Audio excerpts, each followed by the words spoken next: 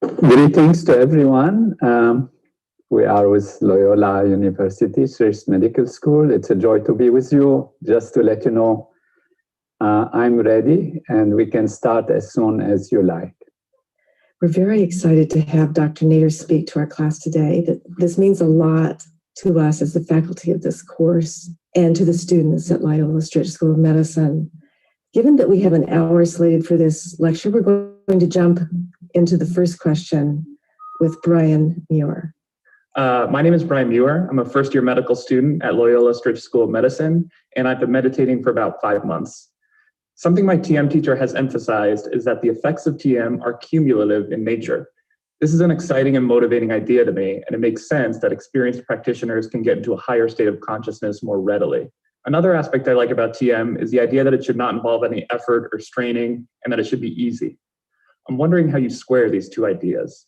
In other words, how is TM an easy and effortless activity, while at the same time a practice that offers a richer and more rewarding experience for more seasoned practitioners?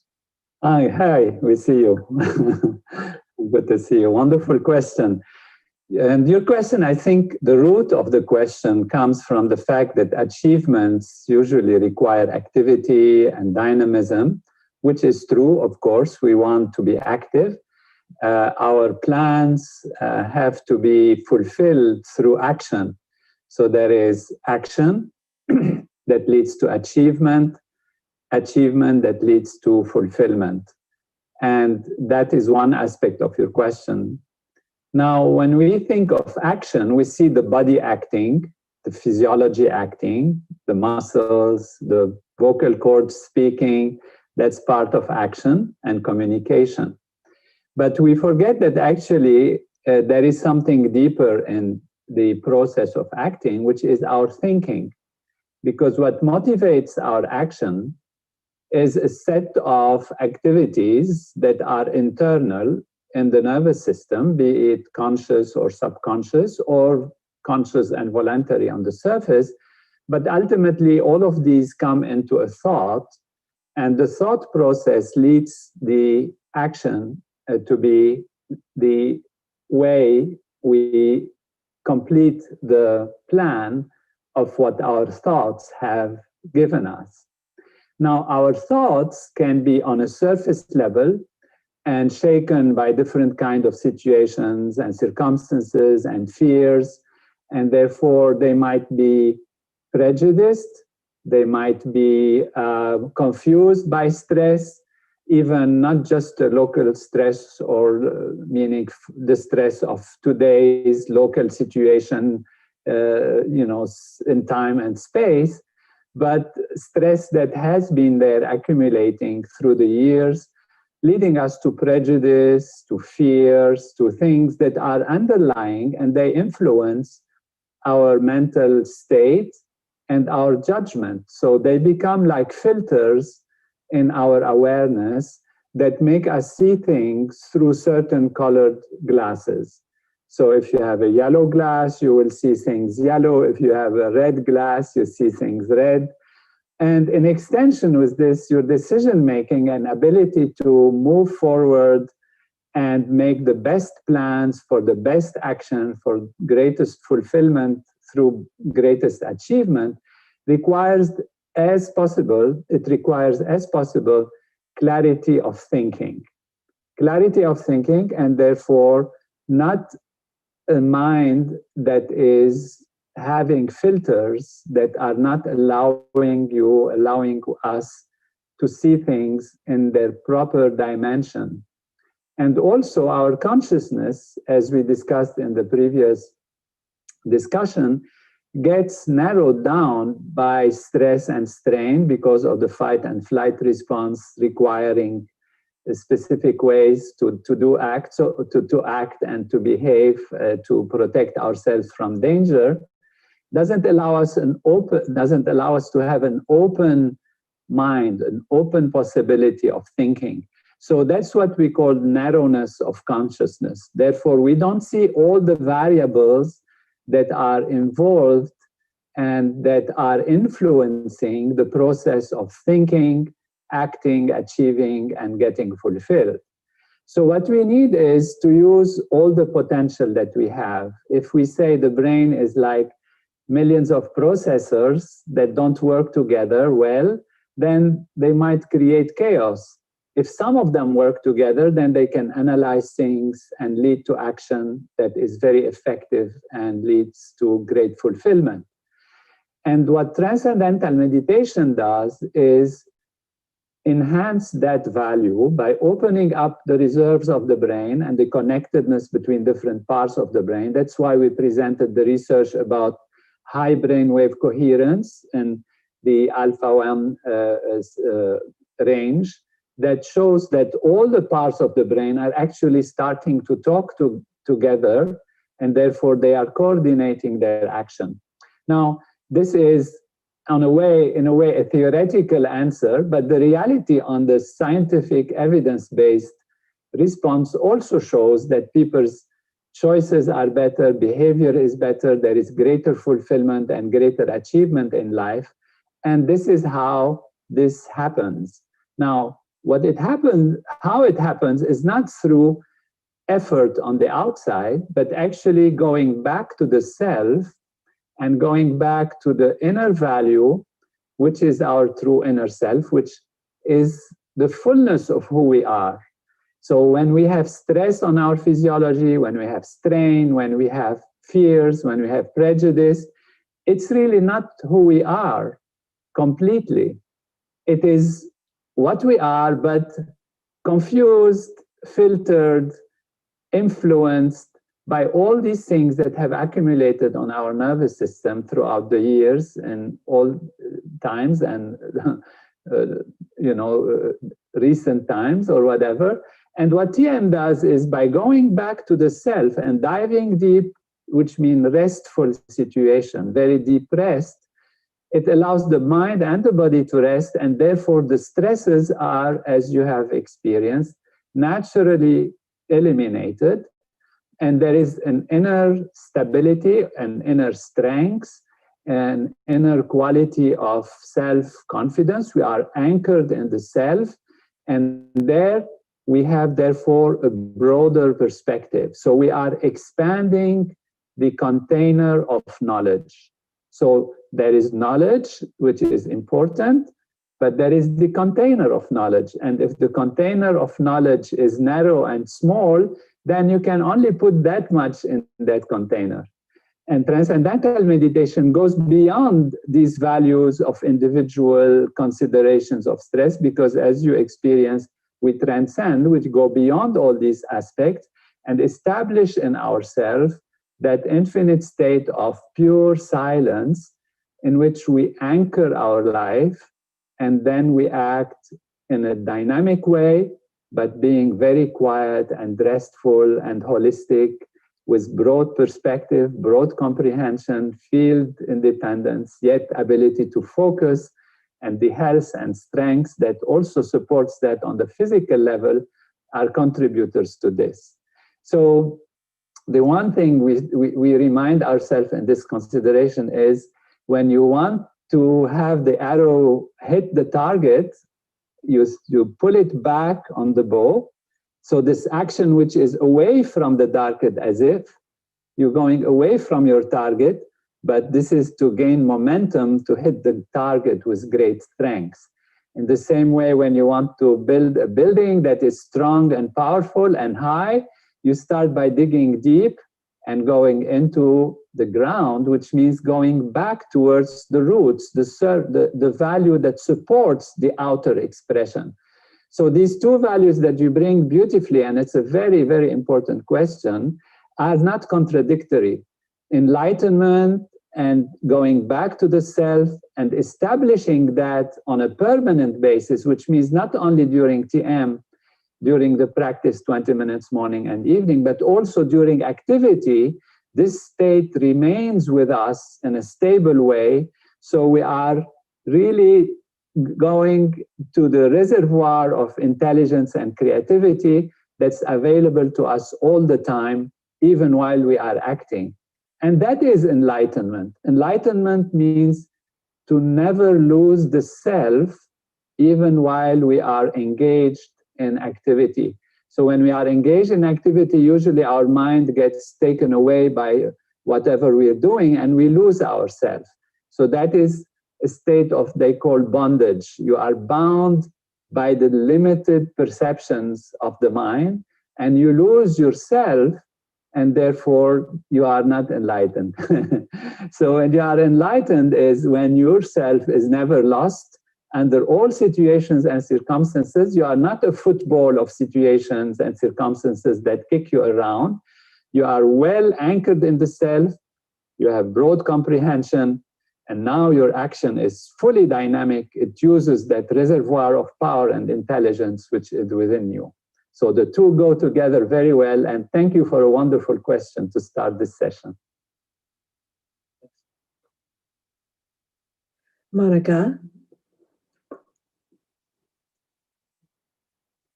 Hi, Dr. Nader. My name is Monica Contractor. I am a first-year medical student at Loyola Stritch School of Medicine. I've been meditating for 5 months now. My question to you is that there are many forms of meditation, such as mindfulness meditation and guided meditation. But how does transcendental meditation differ from all of these other forms of meditation? The mind, if we take the mind, and you might, of course, have heard this in your practice, but many are joining us maybe who are not meditators. We can think of the mind, just to have an analogy, like an ocean. And this ocean is huge. On the surface, it has waves on it. We liken the waves that we see, that we experience, to the thoughts that we have. So the thoughts can be topsy-turvy, chaotic, and like that. And then as if the waves are chaotic and stormy and all of this. A thought, we can say that thought, what creates, these surface values, we can say is like a bubble that comes from the bottom of the ocean and is very, very faint, very small, and it grows up to the surface. And then we are aware of the thought on the surface level.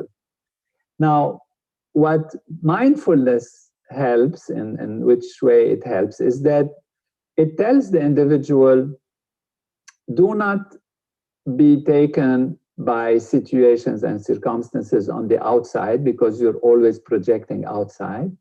And you start to be mindful, to have your mind on simple things, such as your breathing. You experience a thought, you experience something in life, you think of something. And that is called kind of open monitoring, which means you're monitoring situations and you are still on the surface, but you kind of go deeper a little level of trying to look at the basic things in life so that the mind is not taken by the storm, and the brain and the physiology are not taken constantly by that storm of fear, of anxiety, of this and that.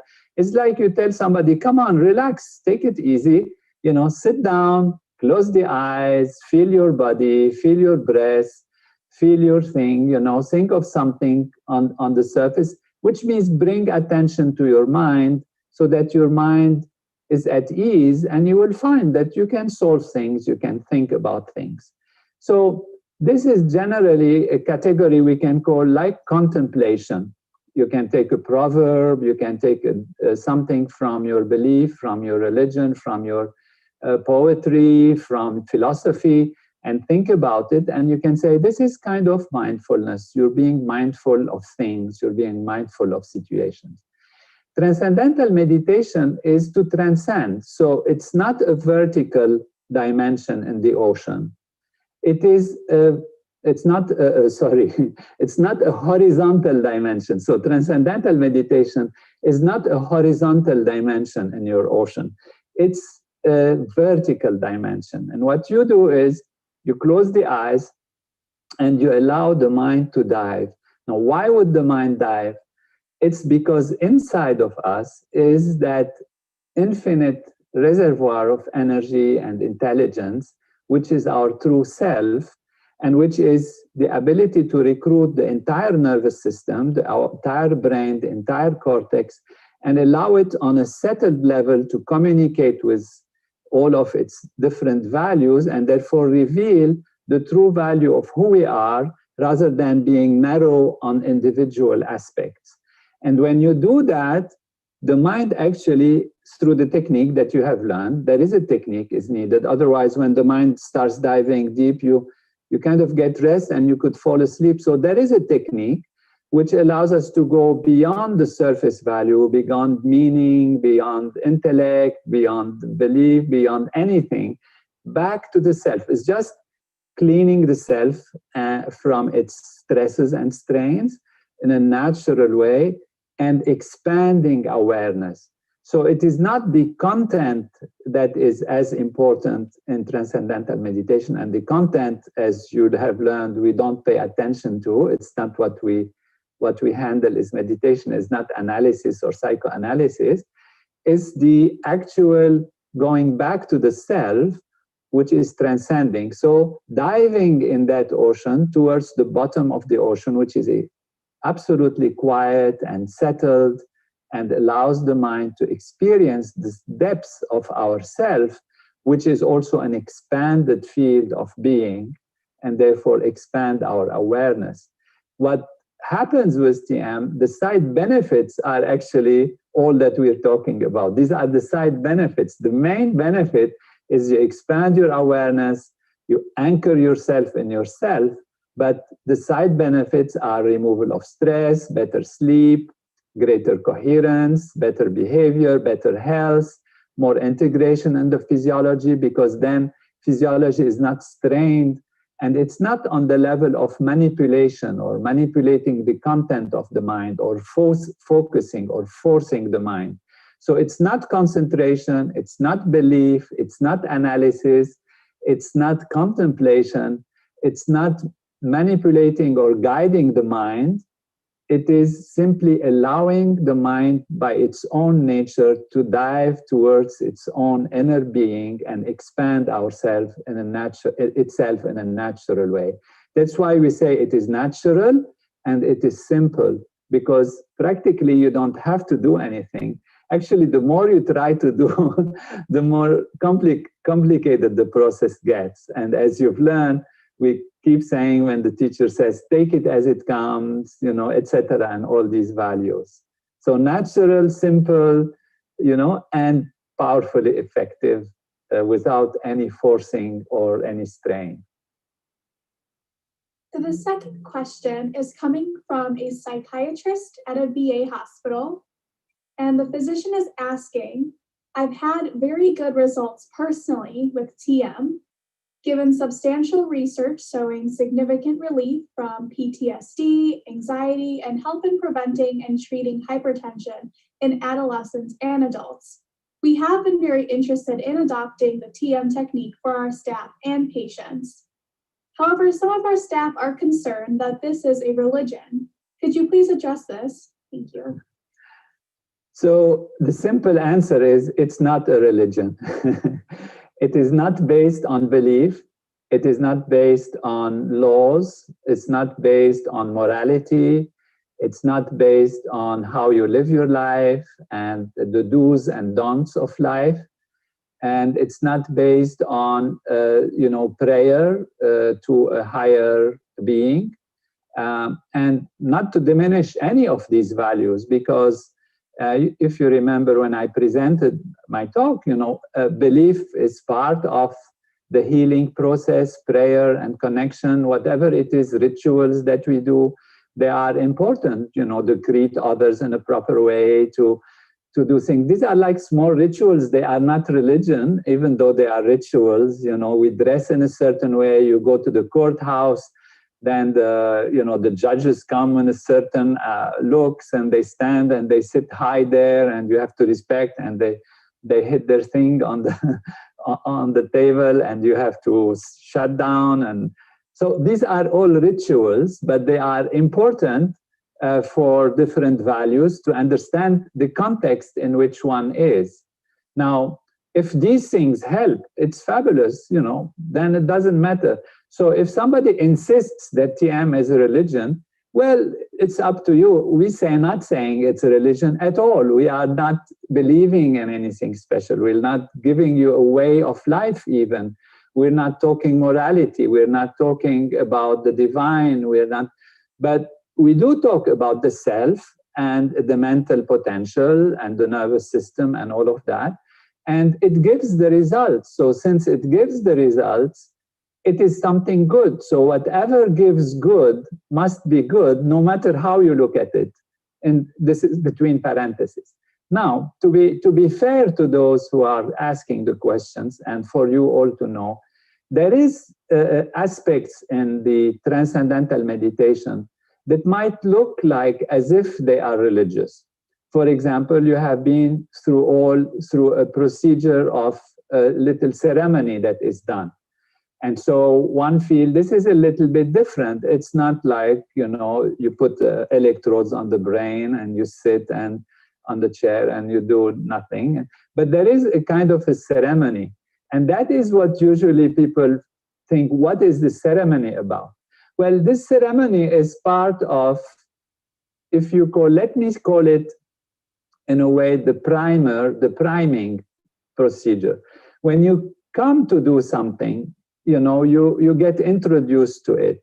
You are being told what you're going to learn. If it's music, they tell you this is how you hold the thing, this is what you do, this is your professor of music, this is how you play. There is a relationship. You come to the classroom and the school, you have to sit in a certain way, you have not to sleep, not to put your feet on the table, not to eat or something like that. So there is a preparation of the mind in order to take the knowledge.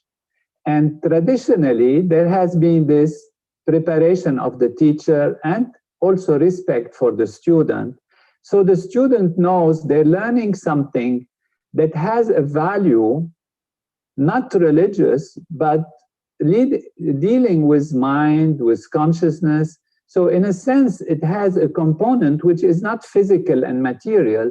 It has something more on the feeling level, on the mental level. So there is that preparation that takes place, and nobody should worry about it. It's a way of connecting the teacher with himself and with the beautiful occasion of giving a technique of enlightenment, a technique of development of consciousness, a technique of improving the self, and to take it on that level is really very important. And that has been the tradition for thousands of years.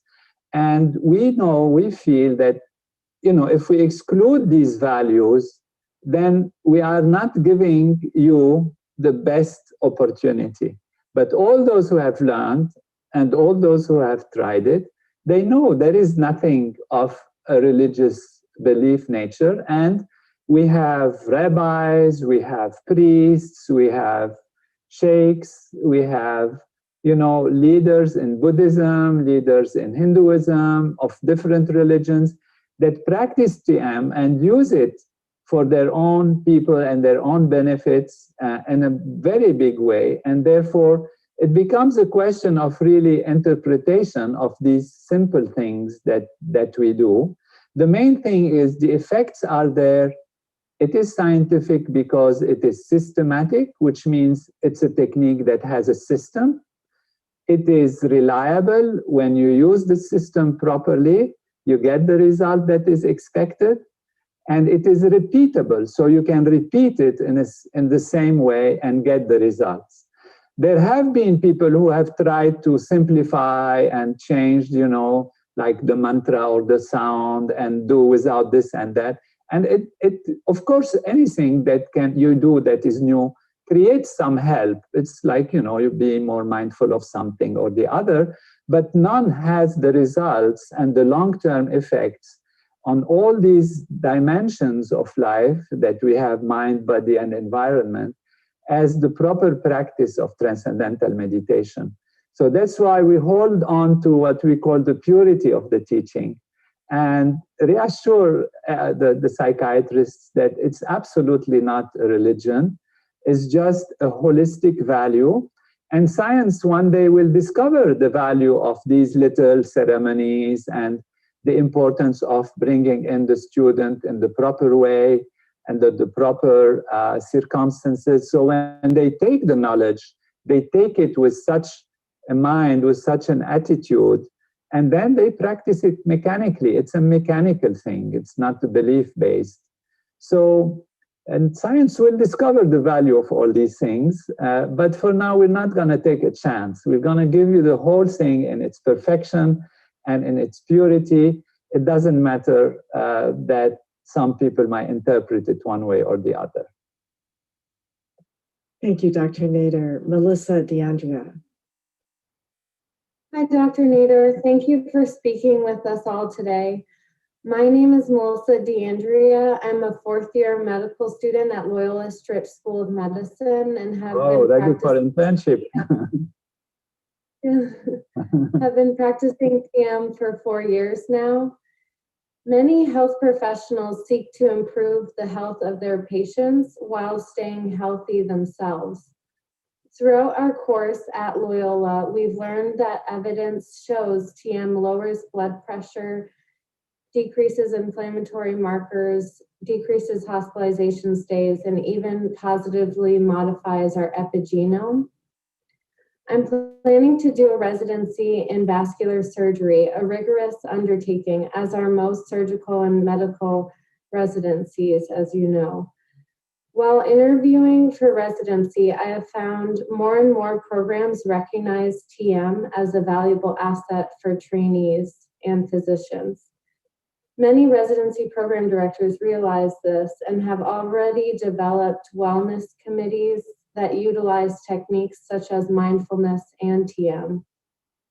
One interviewer even asked me, what are the cardiovascular benefits of transcendental meditation?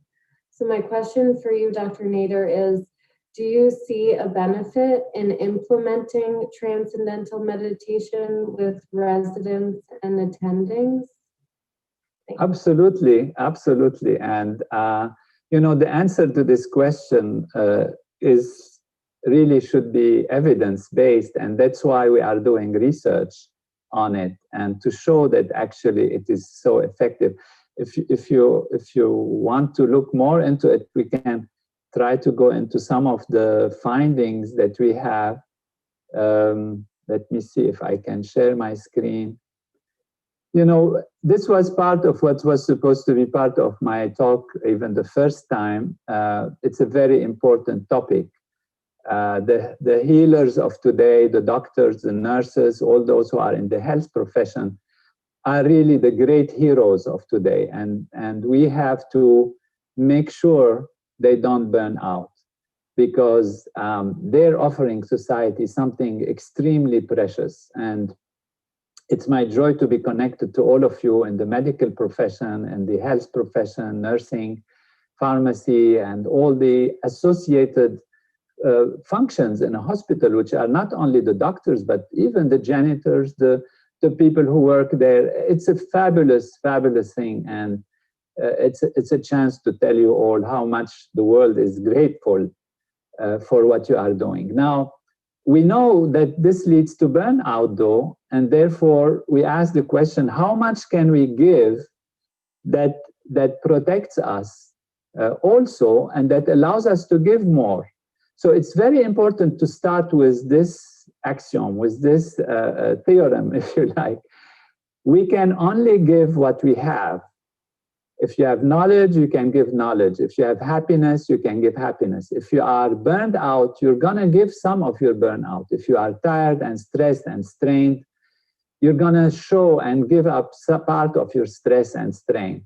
So there is a primary responsibility for you to be healthy, to be happy, to be strong, and to take the time to do it. So it's not running away from your duty. It is actually your primary duty, because that is what you will be able to give. That is how you will do your surgery without mistake. That is how you will be alert on the small things. That's how you will help to uplift those who have loss, those who have pain, those who have suffering, because you are strong inside.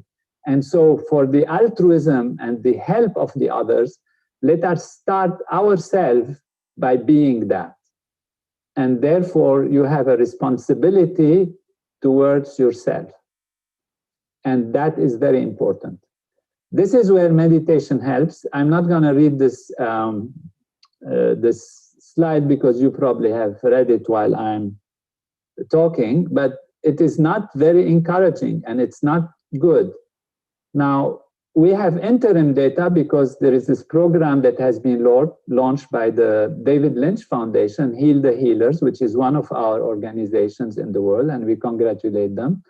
And with great doctors being involved and scientists in different places that show improvements very significant in insomnia and emotional exhaustion and reduction in problems of personality and different aspects of the reality. And we see this happening in a very serious way. We can see it even within 2 weeks, as you might see here. Within 2 weeks, there is already a decrease, which is significant, and that is maintained over time. This is burnout, and these are done, of course, again, with proper scales and proper analysis. And here again, we see in the red, those who have practiced transcendental meditation, and the others as, life as usual, if you wonder what this LAU is, life as usual. And this is those who practice transcendental meditation. So we have very, very strong data and analysis on these values.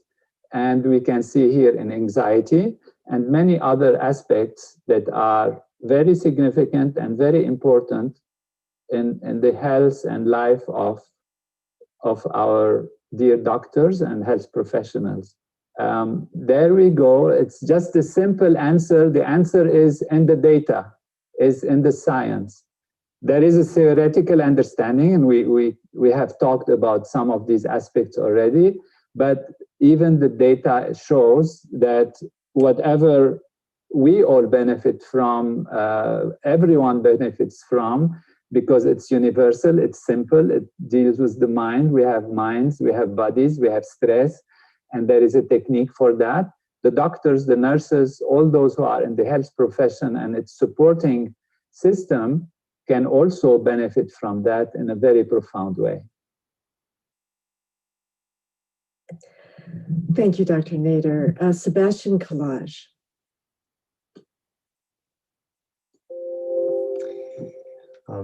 Hi, Dr. Nader. Hi. Thank you. Hi.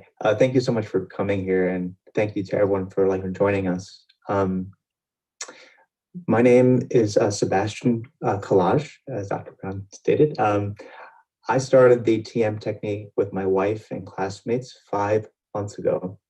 I'm a first-year medical student at Loyola University, Chicago, Stritch School of Medicine. Very glad to have started TM while a student.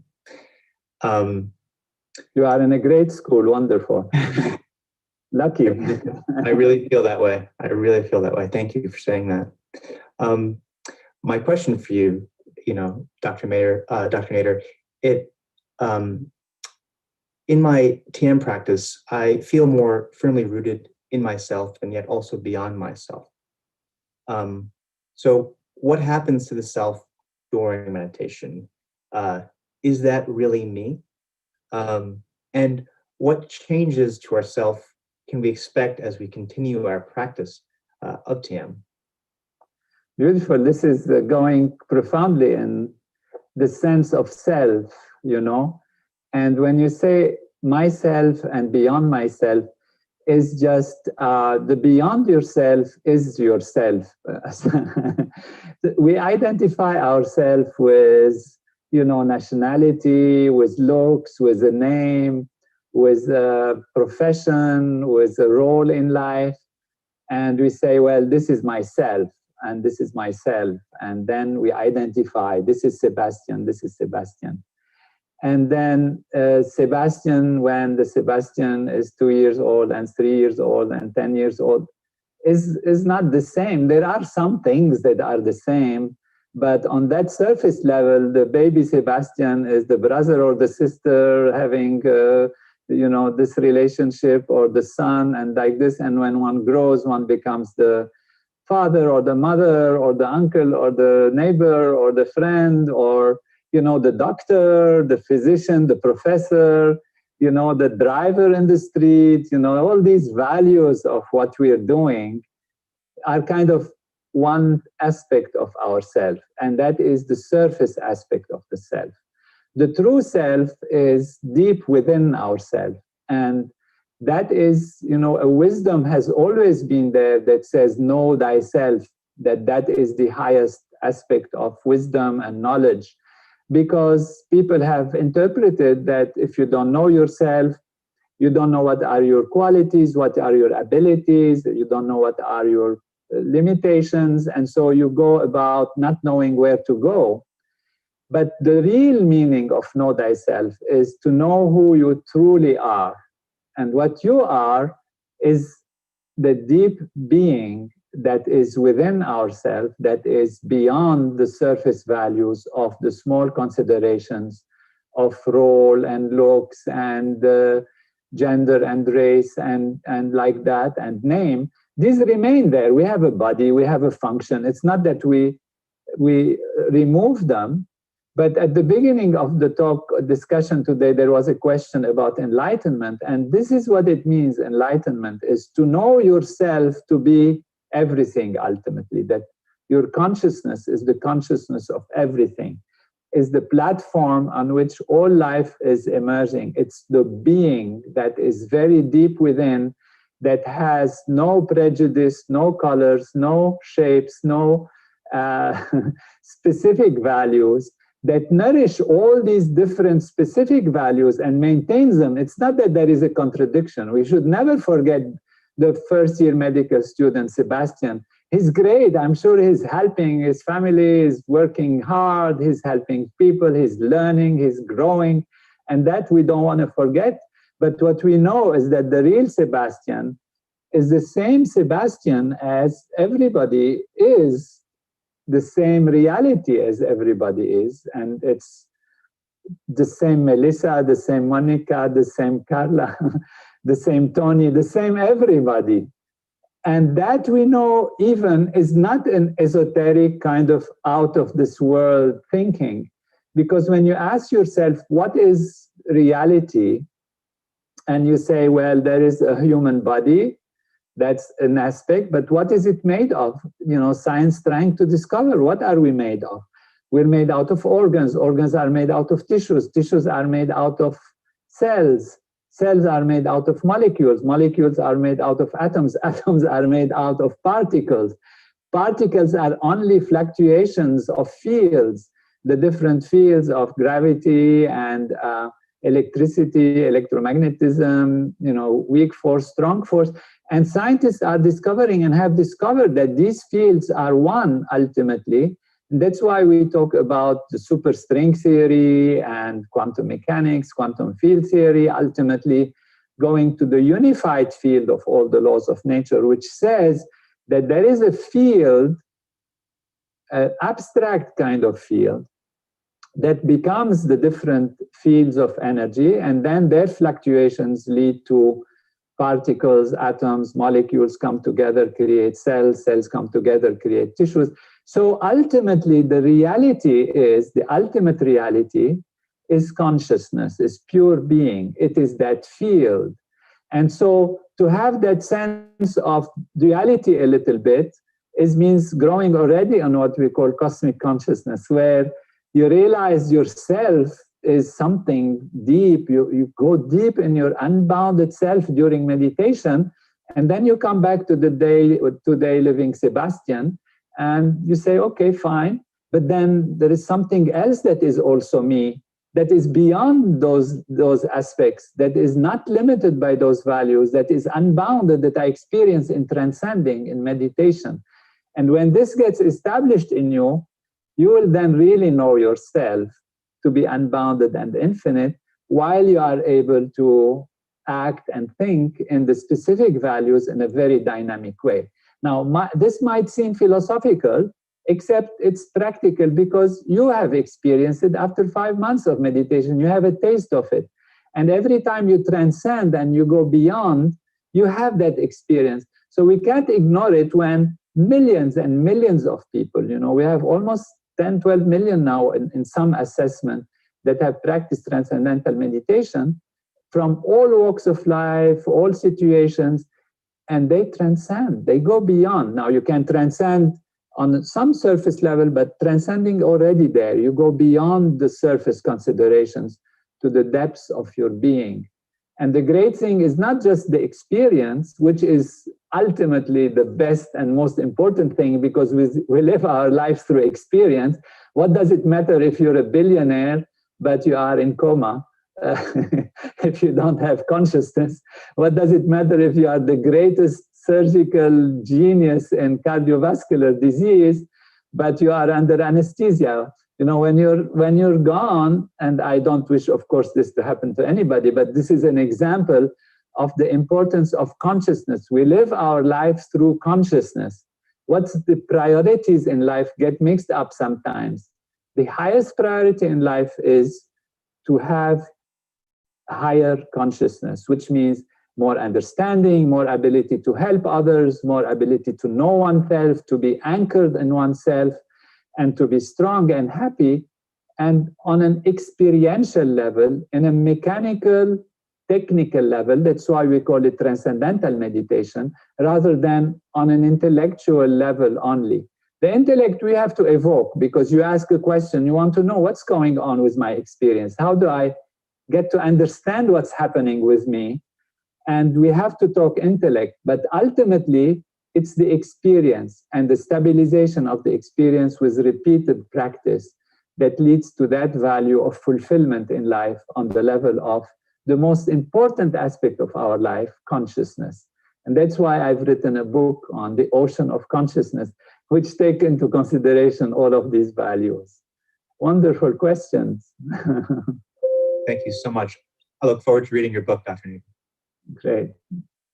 Thank you, Dr. Nader. Melissa's going to ask you another question.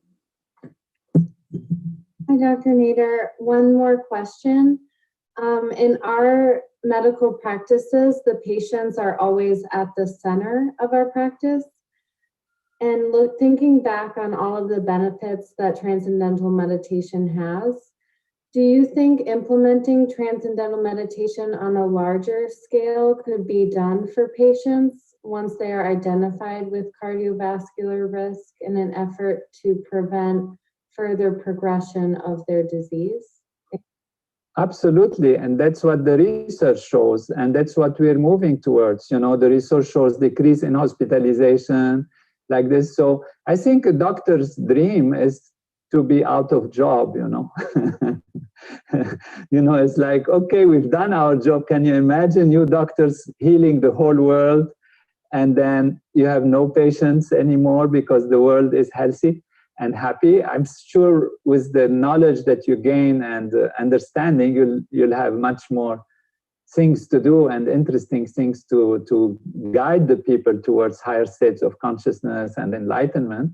But the research shows really that it reduces hospital admissions, which means patients can improve.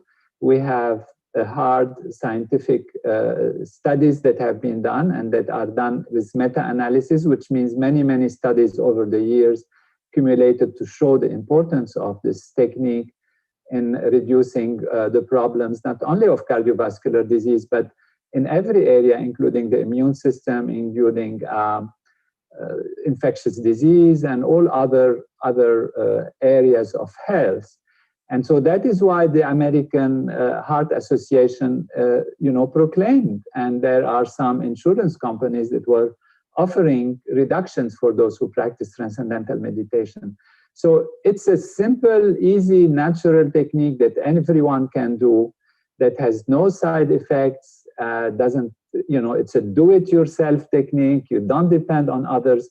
So what better modality of the treatment do we have? really in that sense. Of course, all the other modalities are important because there are acute situations, chronic situations that require attention. But let us give the individual the best chance to respond to these other techniques and other methods and medications and treatments in the best possible way, because their physiology is most integrated and most able to face the stress of even surgery and being in a hospital and all of that, and strengthen their integrity of their physiology for the best healing, the fastest recovery possible. Great, thank you. I think what you mentioned is very pertinent, and Dr. Carroll is one of our professors for MD-ED 400 course, and he often emphasizes that he meditates for action. He's been meditating for 45 years now during his career.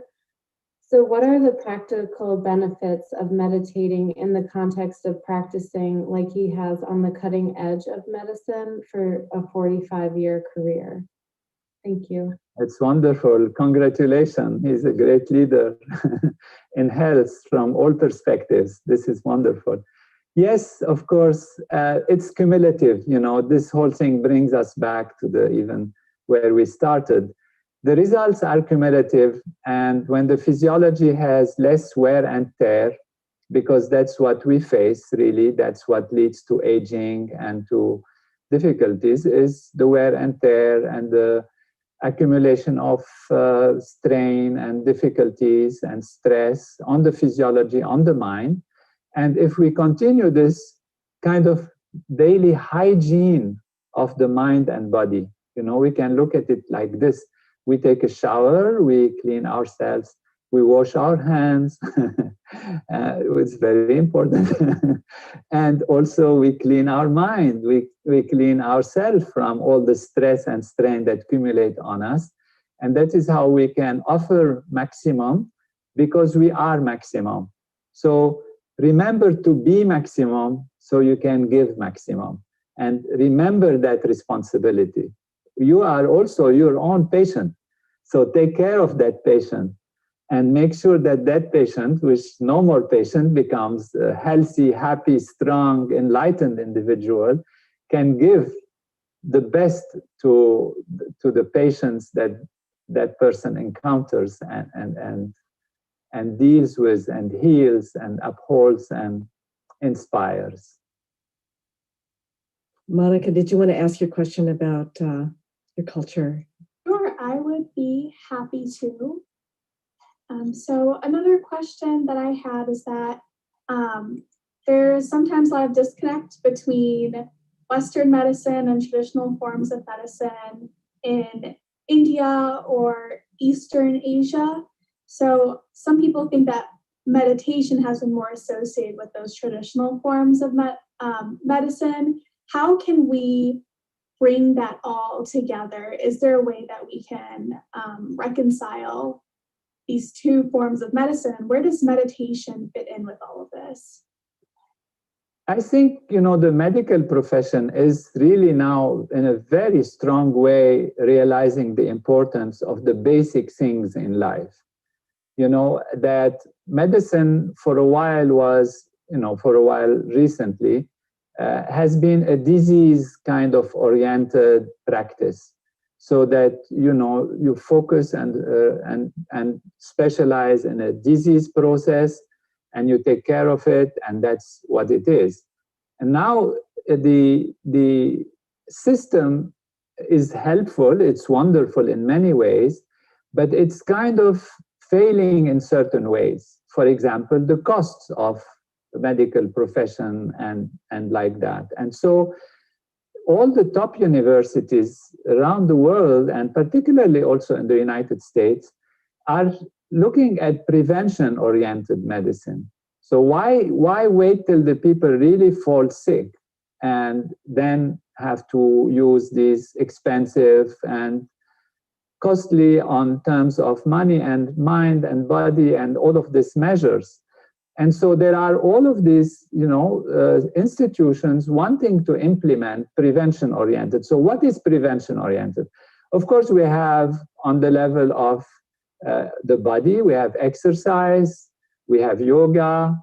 On the level of food, proper diet, proper weight balance, balancing one's weight, what we eat. And you see that all of these things are already in the market.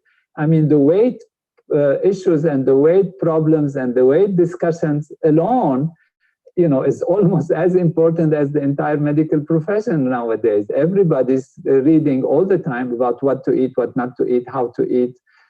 This diet, this kind of diet, they invent this, they do that. And therefore, it's not really far at all from Indian medicine, which is all based on healthy, prevention-oriented, using the ingredients that are there, organic things and healthy things, and properly balanced diet. And so that's, for example, what Ayurveda is from India. It's a science of prevention. When I was trained in Ayurveda myself with Dr. Triguna and the top physicians in India, under Maharshi's guidance to understand what it is, they used to say, Ayurveda is kitchen medicine. It's like your mother's medicine, balancing your diet, balancing the spices, balancing this and that. So it's not far-fetched. And then yoga, everybody's doing yoga today almost. And meditation, now everybody wants meditation and mind. So it's really coming together as an integrated system. And I like to mention that our great university in Iowa, Maharishi International University, has a fantastic program in integrated medicine with top researchers, scientists, and teachers that are teaching these techniques and this knowledge. And it's really a complete system of preventing, healing in a natural way, healing mind and body, creating that wholeness of life that will really give us truly health and make the health profession truly a health profession, not a disease profession only. Of course, disease has to be taken care of, and you're all learning how to do it in a wonderful way. But if for more interest, let's prevent disease, let's prevent the problems before they arise. This is a much, much less expensive and demanding and less costly on life and happiness and well-being and finances for the individual and for the nation. And so I think it's all coming together. It's a wonderful time where modern science and ancient science and modern knowledge with ancient technologies, and I want to say this, I wanted to mention it quickly maybe, that some of these techniques were integrated, almost part of certain religions in the past. They were taken from, the practice and integrated. It doesn't make them religion. It's just, different religions, for example, talk about fasting. So, and people take fasting as part of a duty towards the divine and or duty towards, preventing this and that and the other. And that's perfect, whatever the understanding is. But fasting itself is a good thing for the physiology. And if you do it in a rhythmical way, in a certain way, it has perfect effect. So it doesn't make fasting a religion. It doesn't make yoga a religion. It doesn't make meditation a religion. Somebody can integrate it in their belief system. That's fine. Their belief system is great. It integrates yoga, it integrates meditation, but doesn't make it a religion. It doesn't make it a belief system. So we shouldn't be afraid of cultures and different traditions. And because somebody looks at it from this perspective, it means it is this perspective. Let us have our mind clear. Let us, the filters and the yellow and red glasses, be cleaned and made transparent, and so we can see the reality in its real value. As long as it's, again, this is where science helps us, it is evidence-based. We can check it out. We don't just say, oh, it's a nice philosophy, it's a nice idea, because we want to know that it actually works. And it works. And that's why we use it. So this is wonderful being with all of you. Congratulations for your path, both on the medical path and on the enlightenment path for yourselves and for your environment, your loved ones, and the entire society. It's a joy to have been with you. I wish you all great success. Dr. Nader, we're so overwhelmed with gratitude for you spending the time with us.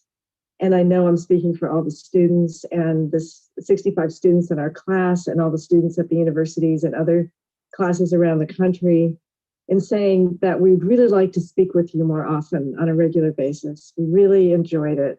Thank you all. Enjoy. Be happy. Thank you so much. Bye. Bye-bye.